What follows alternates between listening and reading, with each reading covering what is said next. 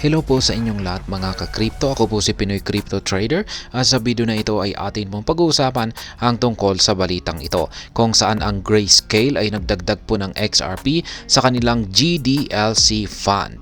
Isa nga ba itong senyales na ang isusunod nila ay ang XRP ETF? At yan po ang ating pag-uusapan sa video na ito, pero bago po tayo magpatuloy ay nais ko lamang po munang bigyang linaw ang aking disclaimer kung saan ang nilalaman po ng video na ito ay hindi po ito isang financial advice. For education and information purposes lamang po ang layunin nito. Maliban po dito ay nais ko na rin pong magbigay babala na wala pong kahit anumang group chat ang Pinoy Crypto Trader. At ayan, sabi po rito ay ang Grayscale ay isa pong kumpanya na nag-i-invest sa digital assets ay muling nagdagdag ng XRP sa Digital Large Cap Fund.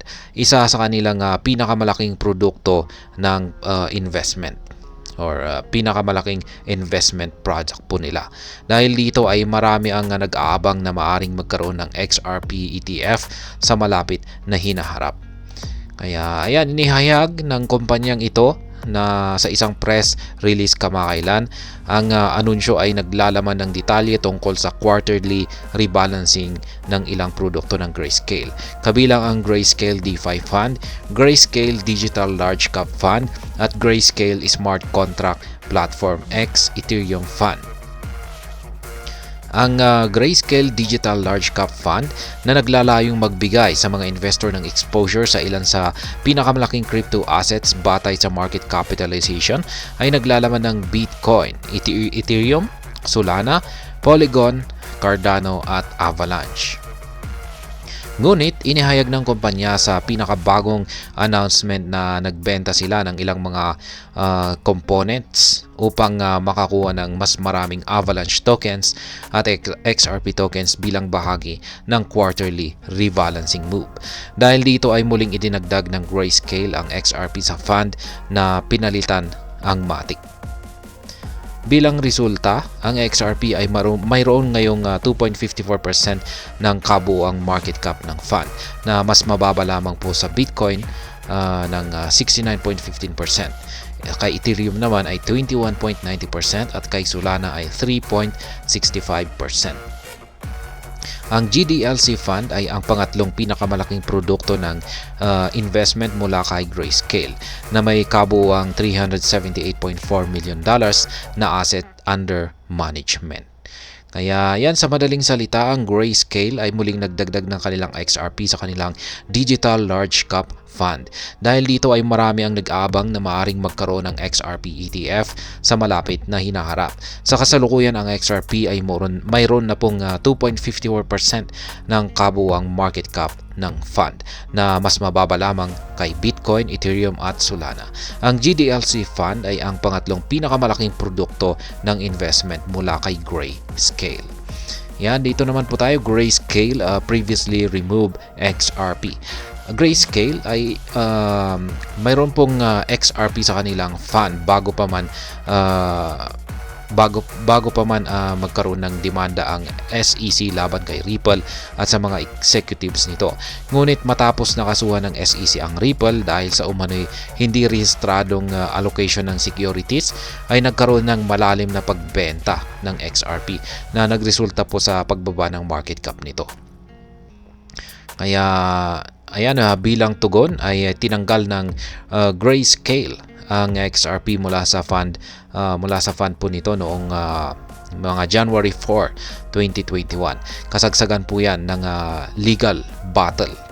Ibinenta ng kumpanya ang kanilang mga shares sa XRP at ginamit ang kanilang kinita para bumili ng iba pang assets sa funds.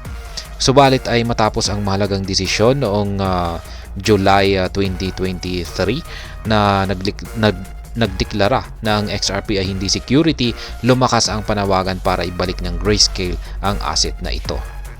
Kaya yan, mahalagang banggitin na ang mga panawagang ito ay lumitaw ng muling ilista ng mga pangunahing US-based na exchange tulad ng Coinbase at Kraken ang XRP. Sa kanilang kamakailang pahayag ay kinumpirma ng Grayscale na ang desisyon ay tumulong para matugunan ang XRP ang mga criteria para maisama sa GDLC Fund. Ayan, sa madaling salita ay dahil po sa demanda ng SEC ay tinanggal ng Grayscale ang XRP mula sa kanilang fund. Ngunit matapos na ideklara na hindi security ang XRP ay lumakas ang panawagan para ibalik ito. Ang mga panawagang ito ay lalong lumakas nang muling ilista ng Coinbase at Kraken ang XRP. Sa huli ay kinumpirma ng Grayscale na ang desisyon ay tumulong para matugunan ang XRP ang mga criteria para maisama sa GDLC fund. Ayan, possible XRP ETF. Ayan, posible kayang ito na ang sinyalis para ang Grayscale ay mag-apply ng XRP ETF. Kaya yan, ang mga kamakailang pangyayari ay nagdulot po ito ng kasiyahan sa mga taga-suporta ng XRP na may ilang mga tao na ngayon ay naghahangad na tanggapin ang isang spot XRP ETF. Kahit na ang mga pangunahing asset managers ay nakatuon kay Bitcoin at Ethereum para sa spot ETF, ang XRP ay malaki ang inignore kahit ito lang ang altcoin na may legal na clarity sa US. Kaya yan ay nagtatanong ang mga commentators ng industriya kung bakit nag-push ang mga asset management firms tulad ng BlackRock na ilunsad ang isang spot XRP ETF. Naglabas ng balita tungkol sa peking BlackRock iShares XRP ETF noong nakaraang November na nagdulot ng pagtaas ng presyo ng XRP. Ngunit bumaba ang halaga ng token nang matuklasan na peke ang produkto na ito. Kaya na-content na rin po natin yan, yung fake news na yan. Ang Grayscale ay dati nang nag-sponsor ng isang crypto watch display sa CNBC na kasama ang mga presyo ng BTC at ETH kasama ang XRP. Ito ay lalo pang nagpalakas ng haka-haka tungkol sa isang paparating na XRP ETF. Tandaan na ang Grayscale ay nag-liquidate din ng kanilang XRP Trust nitong January 2021 dahil po sa demanda ng SEC. Ngayon na ang investment firm ay muling nag-introduce ng crypto assets sa GDLC fund, ay inaasahan ng mga nagbabantay ng market ang pagpapakilala ng isang XRP ETF. Kaya yan, gayon pa man ay hindi pa nagpapahiwatig ang kumpanya tungkol sa ganitong produkto hanggang ngayon na nailabas po ang balita na ito.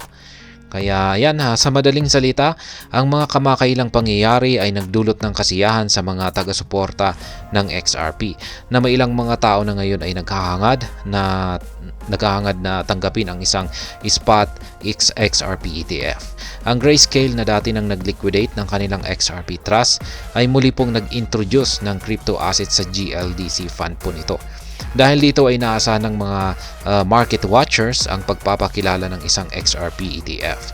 Gayunpaman ay hindi pa nagpapahiwatig ang kumpanya tungkol sa ganitong produkto hanggang sa balita na ito, hanggang sa nailabas ang balita na ito.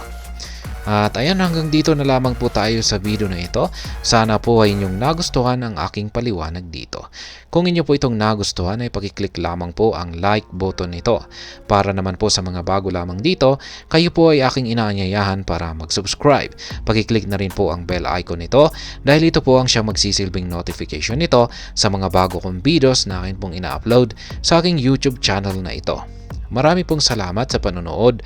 Ingat po tayo lagi at God bless po sa ating lahat.